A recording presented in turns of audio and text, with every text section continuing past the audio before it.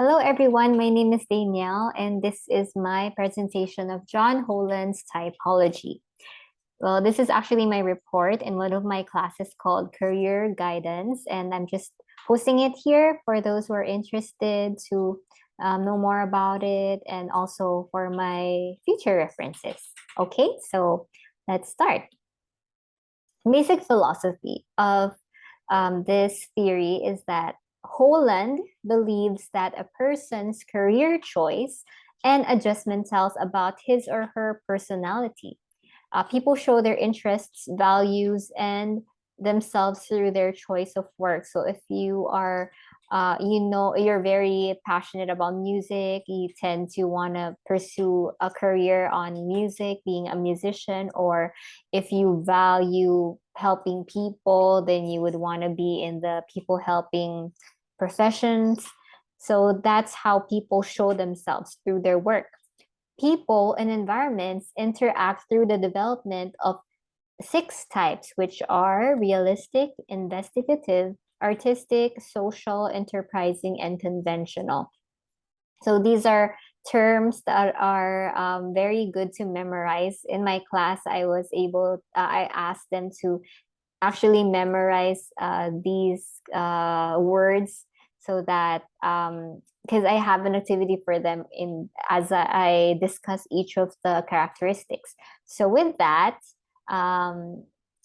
yeah, this is what I did. I asked them to guess which personality type this specific person is. So this personality type is someone who is practical, focused, rugged, determined, mechanical, and frank. So if you guessed that this personality type is realistic, then you are correct. And realistic people prefer working with things. So they enjoy using tools or machines in their hobbies or work. So as you can see here, there's a hammer, there's a screwdriver. So these people likes to deal with likes to fix things, like maybe they want to fix computers or maybe electricians. So they always involve the physical aspects. So that's why they prefer working with things as in literal things. So they are, you'll notice that a lot of realistic people are plumbers or they're also construction workers. And the people in a realistic setting have technical competencies that allow them to do such things as fix machines, repair electronic equipment, drive cars or trucks, herd animals, or deal with other physical aspects of their environment. So also, yeah, animals are also included here if you're into shepherding or taking care caring for, yeah, basically the keyword is things.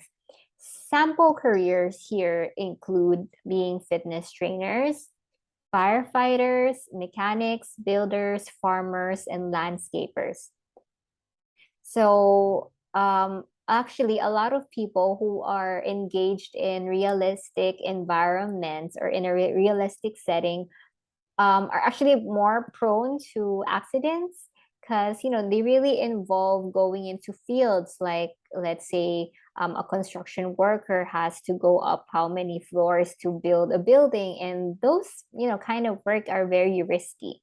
And even electricians, so when you're dealing with electricity, there's a tendency for you to be electrocuted or something like that. So these are the people who are realistic. They really like to work with things. Now, the next personality type, if you are also want to guess, this person is analytical, intellectual, ambitious, independent, and reserved. Okay, so if you guess that this person is investigative, then you are correct. Investigative people prefers not just with things, unlike realistic people. They like working with things, but investigative people likes working with things and ideas. So investigative people enjoy learning and solve mathematical and scientific problems. So these are the people who are very good at science. They are really into analyzing complicated, complex problems. They really like to do that. And investigative people are critical thinkers. They are encouraged to use complex and abstract thinking to solve problems creatively. Examples of occupations that use analytical thinking skills are computer programmers, physicians, mathematicians, biologists, science teachers, veterinarians, and research and development managers. So these people really has something to do with analyzing things. They investigate things.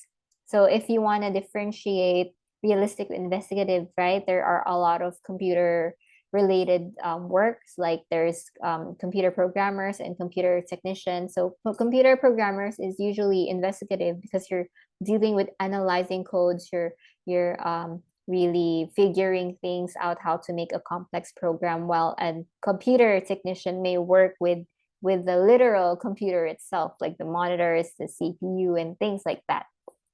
So that's how that's the difference of the realistic and investigative.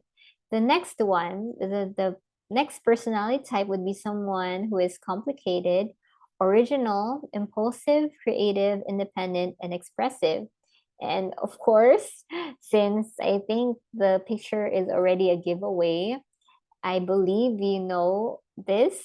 So this person, if you guessed, is artistic, then you are correct. Artistic people prefers working with ideas and people. Artistic people like to express themselves in a free and unsystematic way, creating music, art, or writing. So these kinds of people really like the freedom. They are not really as structured. They are not really into structure, but they want to be free. Like they want to create music, and art, like abstractly, or the way they want their masterpiece to be.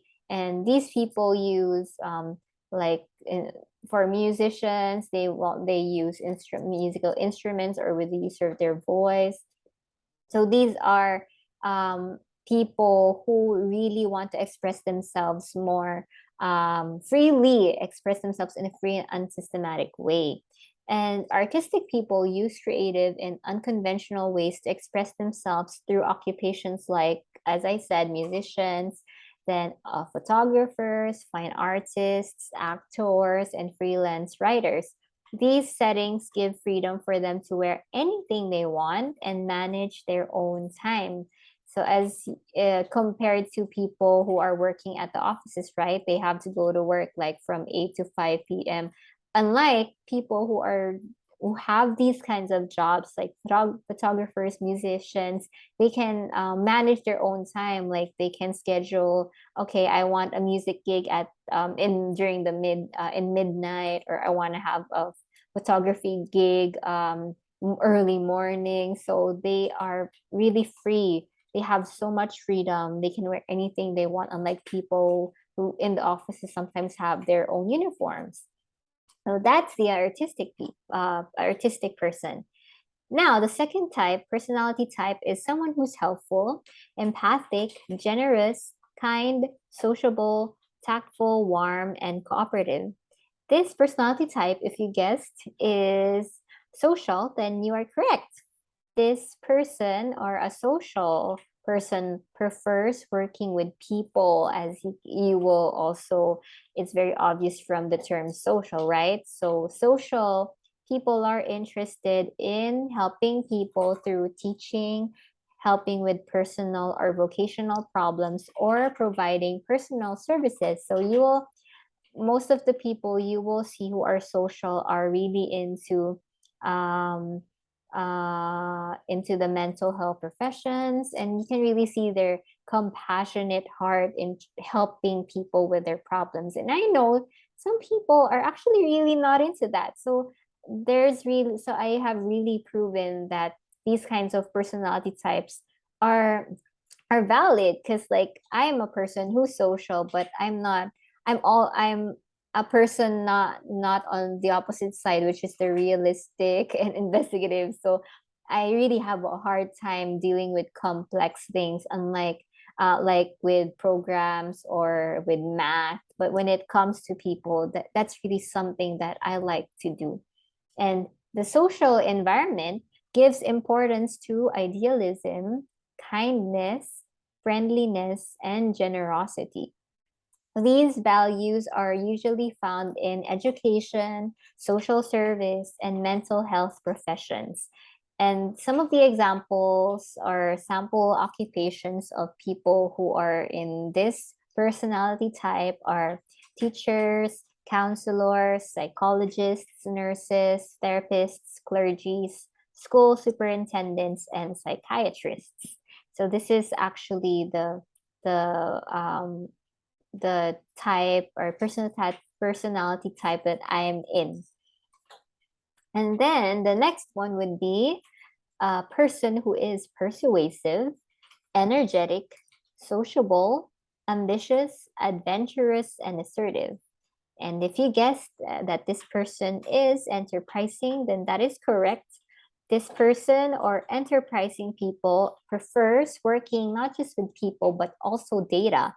They enjoy being with others and like to use verbal skills to sell, persuade, or lead.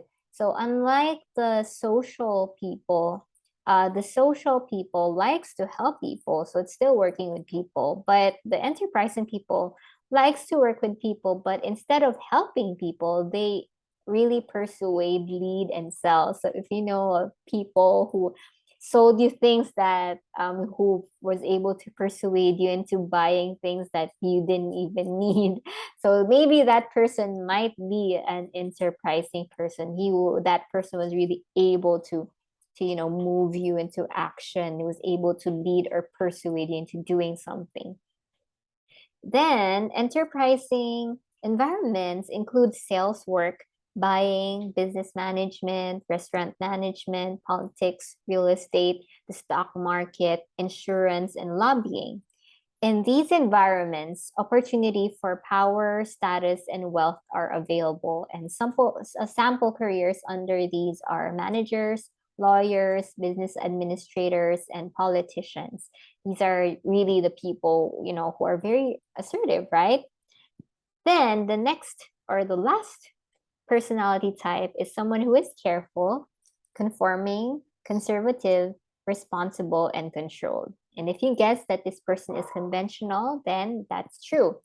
Conventional people are into or prefer working with data and things. So these people enjoy an office environment where their values of earning money and following rules, regulations, and guidelines can be met.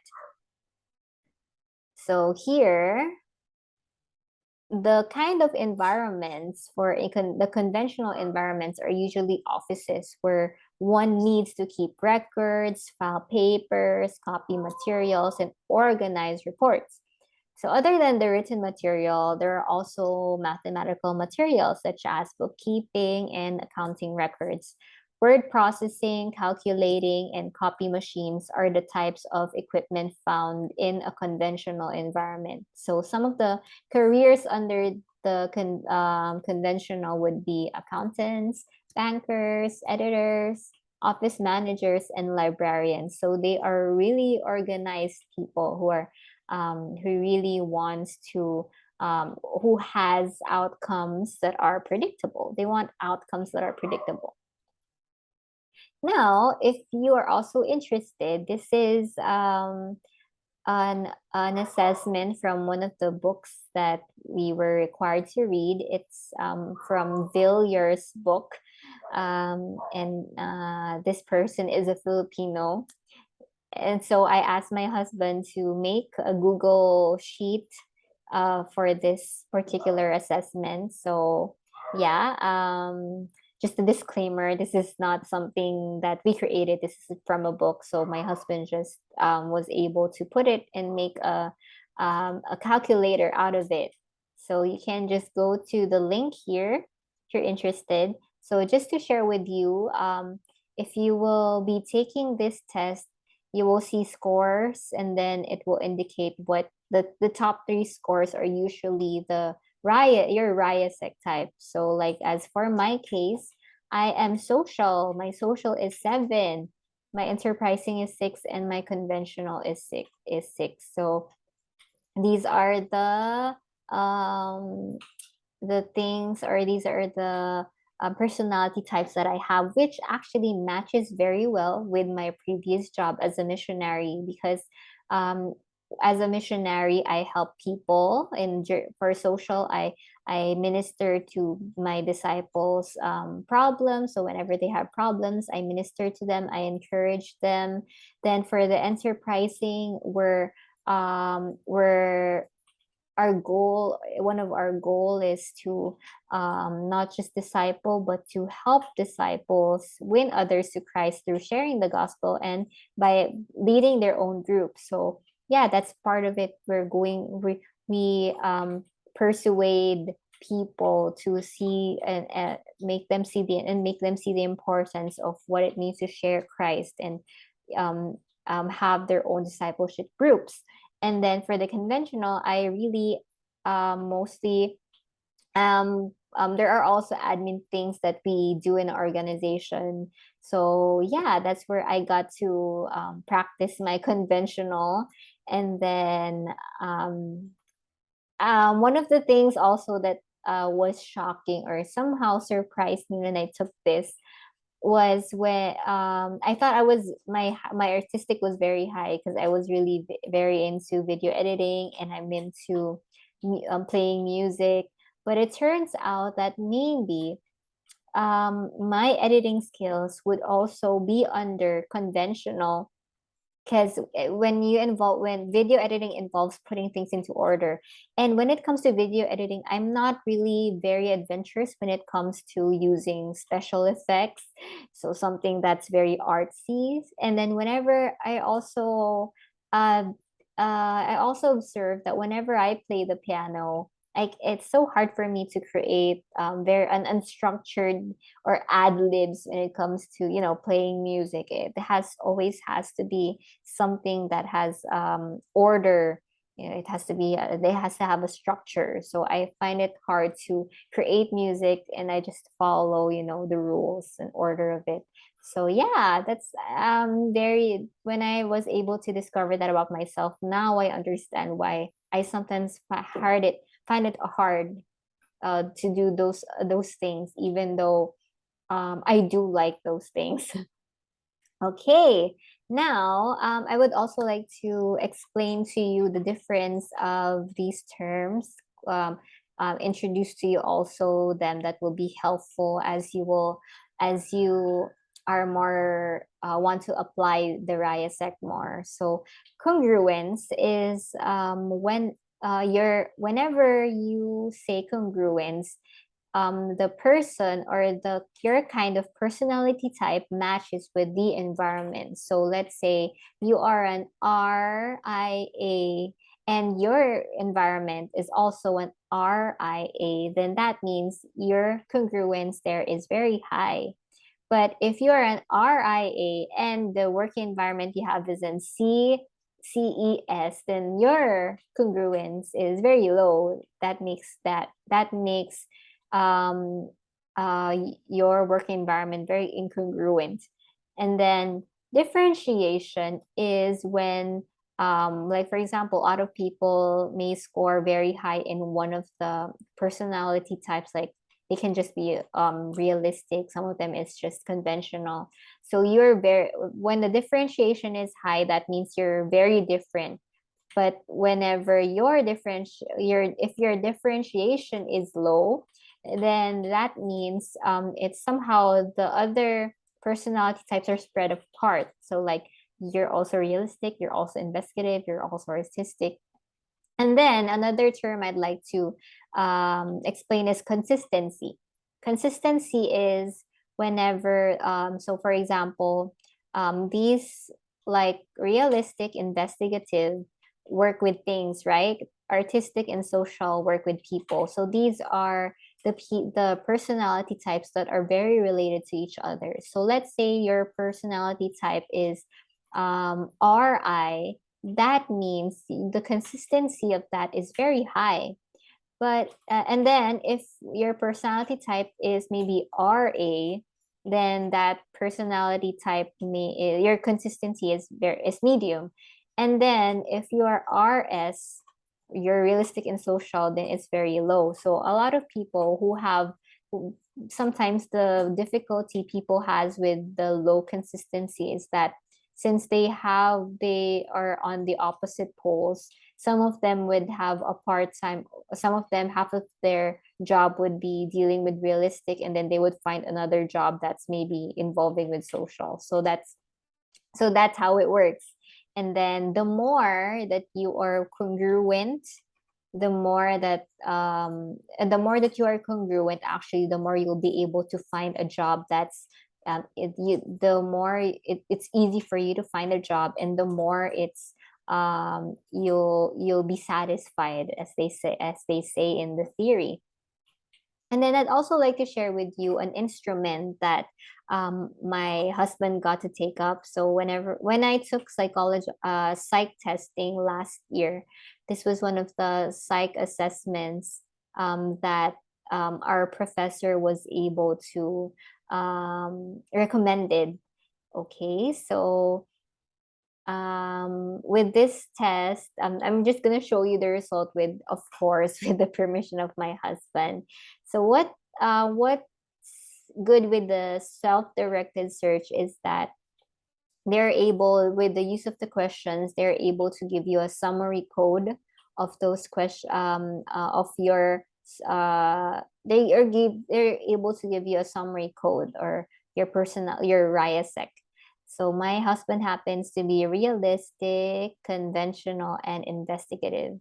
And then another feature of the STS is they were asked to report the job history and like what's the current job you have, or the kind of jobs you were involved in. So here my husband, okay, sorry, I think there's something wrong with it loaded again. Okay, so for my husband, his work or his summary code was RCI, and it so happened that the result or his previous job was actually opposite of that. It was wait, let me go back to that. Yeah, his previous summary code was because he was an elementary school teacher. The Holland code for that is SAE. So it's, it was very surprising, and it also gave us an aha moment. That's why my husband didn't really prefer his work at that time. And so that when he found out about this and he really contemplated, he decided that he would resign in his job and shift careers and find something that would match his type. And then he found computer programming to be very interesting, because he's very good at computers, and he also has a certificate in Testa, and yeah, he has a background of doing things on his own when it comes to programming. And then in the SDS, there were also lists of careers that they would suggest based on your Holland code. So they have, like, for my husband, there is also like indications where it's a rapid growth jobs or it's new and emerging jobs.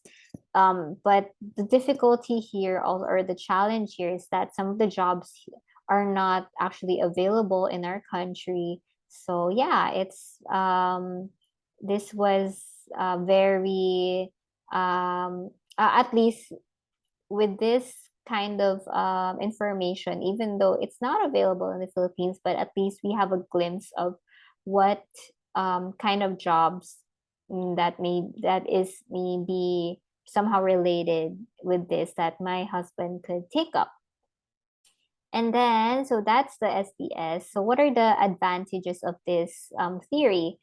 Holland's theory is easy to use, remember, and reflect on. So as you'll notice, right, you just have to remember the key words and the abbreviation of R-ealistic, and you'll find it very easy to remember because they're just, 6 letters, and then the words also correspond to, it's very self explaining, like when you say social, okay, it's really involving with people, so things like that. Then seeing the relationships among the types helps give several predictions about the kinds of careers people will choose, how satisfied they will be with their work, how well they will perform in their work, and the ease with which they will be able to make career decisions. So here, you are able to help, you're able to see or predict the kind of work you have if you know your R-ealistic, and it would be much more easier for it, or it will come with ease whenever you choose, because it will gives you more confidence. Okay, I'm RIA, so okay, so I maybe this job is really a good that would match or be congruent to my personality type. Then, for us counselors, this enables us to think about people and environments using a manageable number of dimensions, thereby facilitating clients' understanding of themselves and the world of work. So again, we would help give our clients an understanding of themselves that, okay, this is actually what they're inclined to do, what they're very interested or what they're passionate about. And so also they would be able to understand the world of work, that there are environments that actually has these kinds of types, that involves with these kinds of personality types. Then a disadvantage, though, with this theory is it could account for only a portion of the variables that underlie career selection. He was clear in stating that his theoretical model could be affected by age, gender, social class, intelligence, and education. So, like, since if you are going to use this theory, you are able to find out what your particular personality is, but then they somehow missed out on the other factors like age, gender, social class, or education. So for example, you want to be a pilot, but in order to be a pilot, you have to be enrolled in a school that's very, that requires you to pay so much. So yeah, so things like that. And like for let's say gender, like you want to be a construction worker, but you're this age, and then you're a girl, you're very petite, you don't have the kind of body to be a construction worker. So things like that. You have a set of lists. They give you a set of suggestions of what careers, but then yeah, Holland is not able yet to so this kind of model is not able to factor in those kinds of things like the age, gender, social class, intelligence, and education. So this is why career guidance is very helpful. This is where we come in as guidance counselors. We help people not just look at as we are able to use this tool for them to know their personality types, we would also look at the other factors such as their status, their values, and other things. So this is just one tool or one theory we could use. And then it still is up to us as guides to help our clients for this to be useful. It's also the role of the guidance counselor to make use of this tool for it to be beneficial for the clients, for them to really find their own career path. And that ends my this presentation, and these are my resources.